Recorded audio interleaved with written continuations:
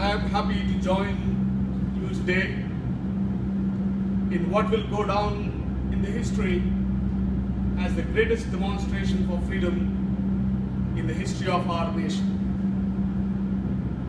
50 years ago, a great American in whose symbolic shadow we stand here today signed the Emancipation Proclamation. This momentous decree came as a great beacon light of hope to the millions of Negroes who had been seared in the withering injustice. It came as a joyous daybreak to end the long night of captivity. But 100 years later, the Negro is still not free. 100 years later, the Negro is sadly crippled by the manacles of segregation and the chains of discrimination. 100 years later, the Negro still lives on a lonely island of poverty in the midst of a vast ocean of material prosperity. 100 years later, the Negro is still languished in the corners of American society and finds himself in exile in his own land. So, we have come here today to dramatize a shameful condition. In a sense, we have come to the nation's capital to cash a check. When the architects of our republic wrote the magnificent words of the Constitution and the Declaration of Independence, they were signing a promissory note to which every American was to fall heir. This note was a promise that all men, yes, black men as well as white men, would be guaranteed the unalienable rights of life, liberty and pursuit of happiness. It is obvious today that America has defaulted on this promissory note insofar as the colors of its citizens are concerned.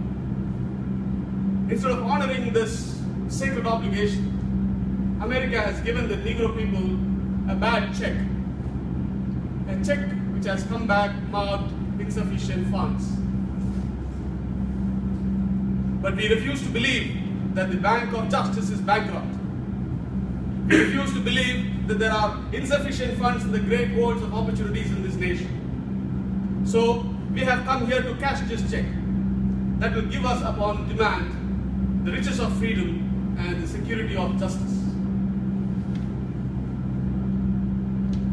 This is no time to engage in the luxury of cooling off or to take the drug of gradualism. Now is the time to make real the promises of democracy. Now is the time to race from the dark, desolate valley of segregation to the sunlit path of racial justice. Now is the time to lift the nation from the quicksands of the racial injustice to the solid rock of brotherhood. This is the time. Now is the time to make justice a reality for all of the God's children. It would be fatal for the nation to overlook the urgency of the moment now. 1963 is not an end, but a beginning. There will be neither rest nor tranquility in America until the Negro is granted his citizenship rights. In the process of gaining the rightful place, we must not be guilty of wrongful deeds. Let us not satisfy the thirst for freedom by drinking from the cup of bitterness and hatred. We must forever conduct our struggle in the high plane of dignity and discipline.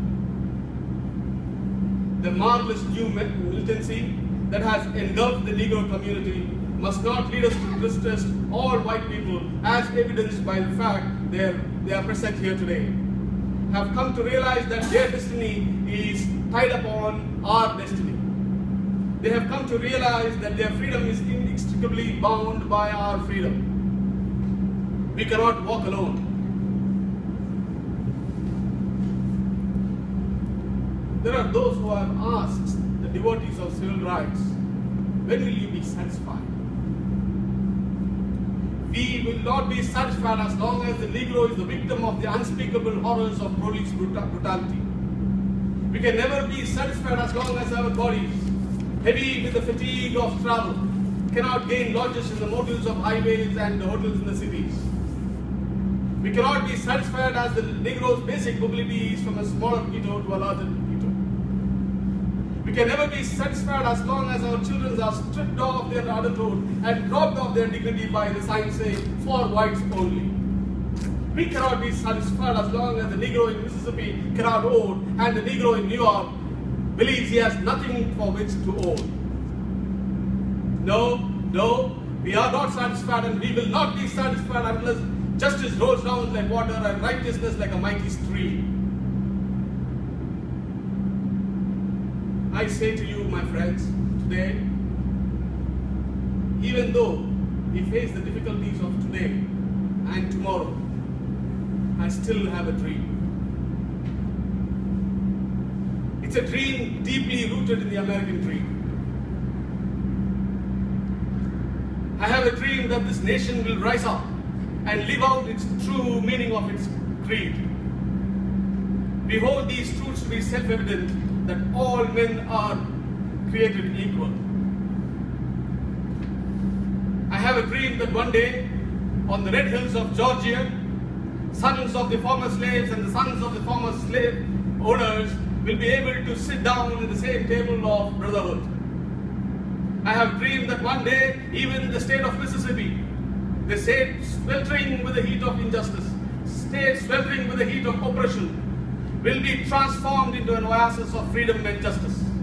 I have a dream that my 4 little children will be able to live in a nation where they will not be judged by the color of the skin, but by the contents of their character. I have a dream today. I have a dream that in Alabama, with his vicious racists, with his vicious governor, with having his lips dripping with the words of interposition and nullification, right there in Alabama, little black boys and black girls will be able to hold hands with white boys and white girls as sisters and brothers. I have a dream today. I have a dream that every valley will be exalted. Every hill and mountain shall be made low. The rough places will be made plain, and the crooked places will be made straight. This is our hope. This is the faith with which I will go back to the South with. With this faith, we will be able to work together, to pray together, to struggle together, to go to the jail together, to stand up for freedom together, knowing that we will all be free one day. This day will be the day when the God's children will be able to sing with new meaning. My country, this is the sweet land of liberty, of thee I sing. Land where my fathers died, land of the pilgrim's pride. For every mountainside let the freedom ring. And if America is to be a great nation, this must become true. So let freedom ring from the prodigious hilltops of New Hampshire. Let freedom ring from the mighty mountains of New York. Let freedom ring from the heightening Alleghenies of Pennsylvania. Let freedom ring from the snow-capped Rockies of Colorado. Let freedom ring from the curvaceous slopes of California. And not only that, let freedom ring from the stone mountains of Georgia. Let freedom ring from the lookout mountains of Tennessee. Let freedom ring from every hill and molehill of Mississippi. From every mountainside, let the freedom ring.